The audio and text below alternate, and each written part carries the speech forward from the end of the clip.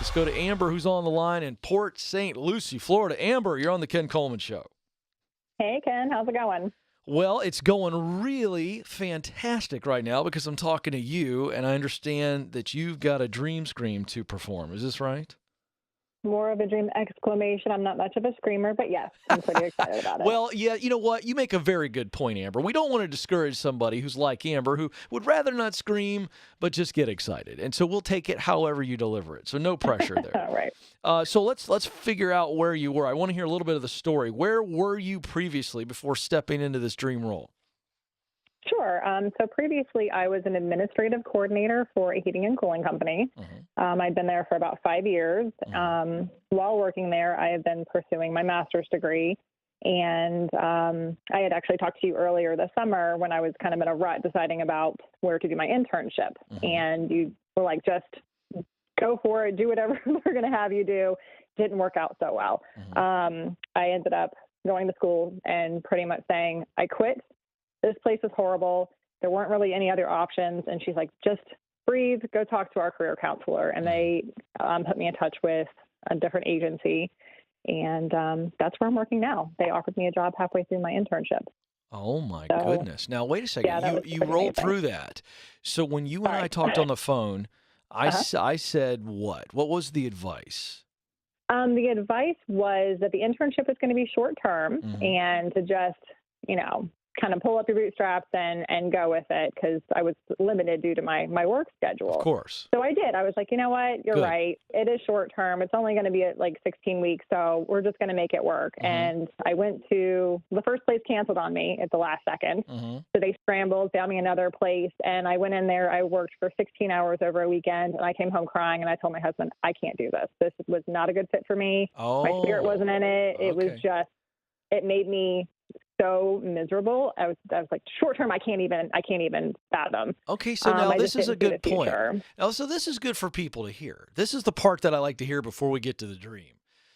So you went and did an internship, and it's see, folks, the same thing applies here with the dream job as it does in an internship. This wasn't the right place for you to intern. It just wasn't for a variety of reasons. It was bad. It wasn't the right place, and that made you want to quit. But thankfully, somebody talked you out of it and gave you another internship possibility, and that internship has now turned into the dream role. Is that correct? That is correct. And proximity principle is where it's at. Oh, tell me about that. I want to hear that. Tell me how you used the proximity principle. I knew I wanted to be in a field where I was helping people. And with human services, pretty much anything you're doing is going to be helping on some level, but it had to speak to me personally. And, it's all about being in the place with the people doing the thing. And it actually, just talking to the person that ran the program, who's now, I will probably end up being my mentor for a very long time to come. Just talking to her and hearing about the agency, and it was just like a light bulb clicked. I was like, this is what I want to be doing. Awesome. It was exactly the path that I wanted to follow. So it all just kind of fell into place. Love it. And I tell folks how the proximity principle, by taking the internship at this current place, what it allowed you to do so that others saw you and noticed you and said, whoa, let's give Amber a full-time job. You just put your best foot forward. It was, they could tell that I was passionate about the work that I was doing. I was always in communication, asking the right questions. Am I doing this right? Is there something I should be doing differently? And then just taking on as much work as they were willing to give in that field. And it worked.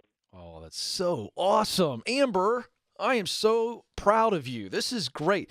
I want you to tell people out there that are listening that aren't quite where you are. They're not in that sweet spot. They're not in the dream job yet. How does it feel now when you get up in the morning and when you leave at the end of the day? It's really funny. I had an interesting conversation with my husband about that. I was gone all last week for a training, so this weekend was kind of hectic. And then Sunday night, I was looking at my schedule, and I'm like, man, I have a really full schedule tomorrow.